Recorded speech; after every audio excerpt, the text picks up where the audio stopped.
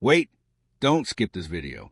If your iPhone is stuck on the iCloud activation lock screen right now, you might think it's completely useless. But what I'm about to show you could unlock it. In this video, I will show you how to unlock iPhone iCloud activation lock without Apple ID, without previous owner, and without using any computer, app, or software. Sound crazy? I thought the same, but this method is simple if you follow it correctly. Warning sign, but listen carefully. This is very important.